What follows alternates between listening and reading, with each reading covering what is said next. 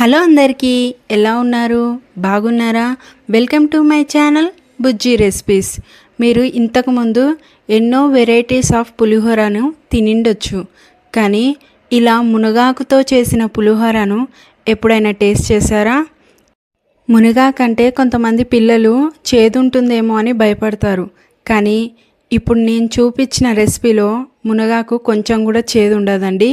చాలా టేస్టీగా, అలాగే పులిహోర ఫ్లేవర్ పోకుండా చాలా రుచిగా ఉంటుంది.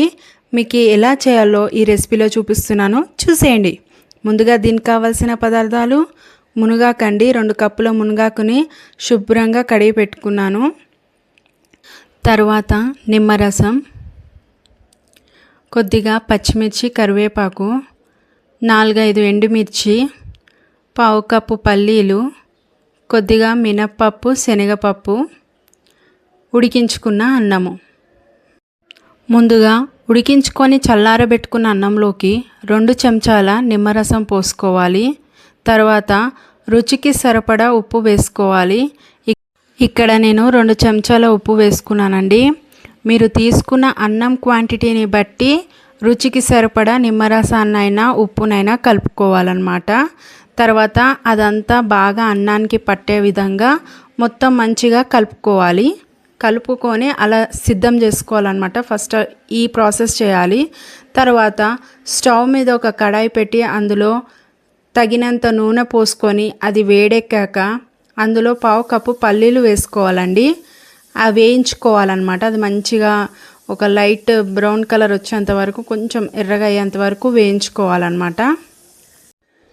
మునగాకు హెల్త్కి చాలా మంచిదండి. చాలా బెనిఫిట్స్ ఉన్నాయి మునగాకులో. ఇప్పుడు ఇందులో శనగపప్పు, మినప్పప్పు వేసుకోవాలి.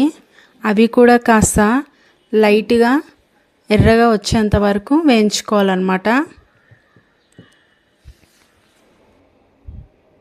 ఇప్పుడు ఇందులో ఎండుమిర్చి వేసుకోవాలండి.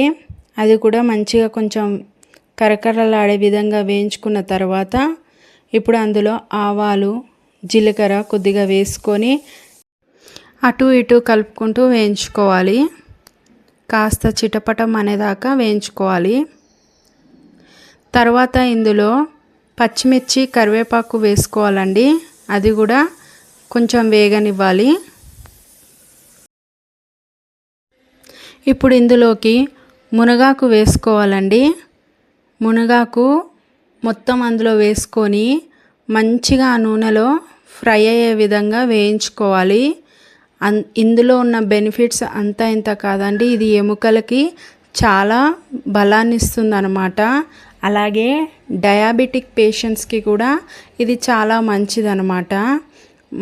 ముఖ్యంగా లేడీస్కి, ఏజ్ అవుతున్న వాళ్ళకి ఎముకలలో కాల్షియం అనేది తగ్గిపోతుంది.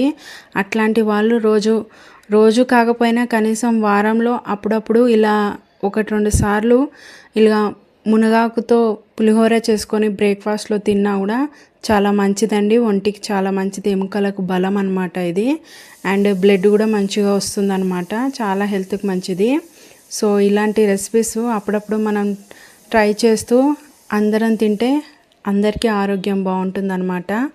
తర్వాత ఇందులో కొద్దిగా పసుపు వేసుకోవాలి. నేను 1 చెంచా మీద పావు స్పూన్ అంత పసుపు వేసుకున్నాను. మీరు కూడా అన్నానికి తగ్గట్టుగా కొంచెం చూసి వేసుకోండి. తర్వాత ఆ పసుపు కూడా నూనెలో మంచిగా వేగనివ్వాలి. మంచిగా ఇక్కడ చూపిస్తున్న విధంగా ఆకు అంతా పోపు మిశ్రమం అంతా మంచిగా వేగిందండి. ఇలా మంచిగా వేయించుకుంటే మనకి చేదు అనేది ఉండదన్నమాట. మునగాకులో ఉండే వగరు కానీ చేదు కానీ మనకి రాదు. తర్వాత ముందుగా మనము నిమ్మరసం కలిపెట్టుకున్న అన్నాన్ని ఈ పోపులోకి వేసుకొని అది మొత్తం అంతా బాగా కలుపుకోవాలండి. ఆ పోపు అంతా, ఆ మునగాకు ఫ్లేవర్ మొత్తము అన్నానికి పట్టే విధంగా మంచిగా బాగా కలుపుకోవాలన్నమాట. అంతే అండి. ఇది ఎంతో ఫాస్ట్గా, స్పీడ్గా అయిపోతుంది. మీకు ఎప్పుడన్నా మార్కెట్లో మునగాకు ఉంటే కనుక చక్కగా మునగాకు తెచ్చుకొని మంచిగా ఇలాంటి మంచి రెసిపీస్ చేసుకోండి. కలిపేసిన తర్వాత మూత పెట్టుకొని ఒక 2 నిమిషాల పాటు మగ్గించుకొని డిష్ అవుట్ చేసుకుంటే మునగాకు పులిహోర రెడీ అయిపోయిందండి. చేదు లేకుండా మునగాకు పులిహోర ఎలా చేయాలో చూసేశారు కదా. మీకు గనక ఈ రెసిపీ నచ్చినట్లయితే నా వీడియోస్ని లైక్ చేయండి, షేర్ చేయండి, నా ఛానల్ని సబ్స్క్రైబ్ చేసుకోండి. తప్పకుండా మీరు ఈ రెసిపీని ఇంట్లో ట్రై చేయండి. చాలా చాలా బాగుంటుంది, చాలా టేస్టీగా ఉంటుంది.